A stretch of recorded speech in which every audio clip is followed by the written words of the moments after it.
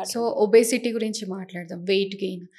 దాంట్లో మీ ఆయుర్వేదంలో ఎట్లాంటి ఎక్సర్‌సైజెస్ గానీ, ఫుడ్ గానీ, మీరు ఎట్లాంటి మూలికలు ఇస్తా ఉంటారు దాంట్లో? ఇప్పుడు ఒబేసిటీ కూడా మేజర్ లైఫ్ స్టైల్ డిజార్డర్ అండి. హ్మ్. వచ్చేది మెయిన్ స్ట్రెస్ వల్ల హ్మ్. వస్తది. ప్లస్ స్ట్రెస్ మళ్ళీ సెడెంటరీ లైఫ్ స్టైల్ ఇప్పుడు హుహుహు. సాఫ్ట్‌వేర్ జాబ్స్ అనుకోండి ఏవైనా యాహ్! కానీ కూర్చొని వర్క్ చేసే జాబ్స్ హుహు. వాటి వల్ల వస్తుందనమాట.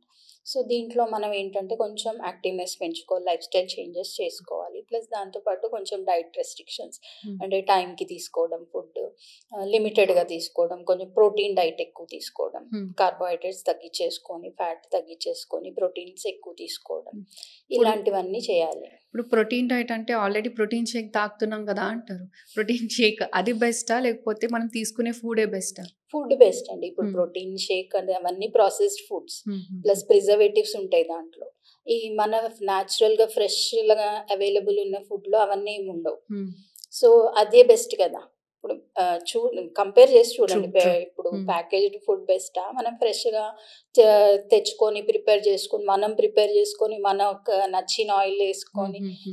ప్రిపేర్ చేసుకొని ఆయిల్ కాకపోతే మనం ఘీ వాడతాం. అవును. మేము మామూలుగా అయితే హ్మ్. ఆయిల్ కట్ చేసి ఘీ వాడండి అని చెప్తాం. ఓకే. ఆయుర్వేదంలో ఒబేసిటీలో. అదేనే. హ్మ్. ఒబేసిటీలో ఆవు నెయ్యి వాడండి, ఆయిల్ కట్ చేసుకోండి అని చెప్తాం. సో, ఒబేసిటీ ఉన్నా గూడా. ఉన్నా ఆ! కూడా అదే మరి. హ్మ్. ఆయిల్ కట్ చేస్తాము. హ్మ్. 1 స్పూన్ ఆఫ్ ఘీ వాడొచ్చు పర్ డే. ఓకే. సో, ఆయిల్‌ని ఘీతో రిప్లేస్ చేసుకోండి అని హ్మ్. చెప్తాం. సో, అది బెస్ట్ కదా! ఇప్పుడు హ్మ్. మనం హ్మ్. Packaged food yeah! కంటే ఇది హ్మ్. మన చేత్తో చేసుకున్నది బెస్ట్ హ్మ్. కదా హ్మ్. ఫుడ్. ఎట్లాంటి అందుకే. మూలికలు లేదంటే ఔషధాలున్నాయి ఒబేసిటీకి?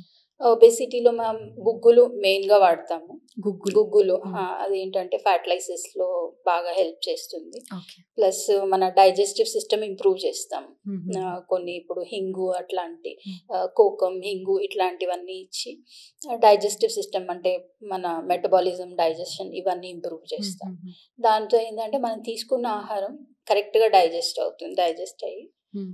కరెక్ట్‌గా అబ్జార్బ్ అవుతుందనమాట.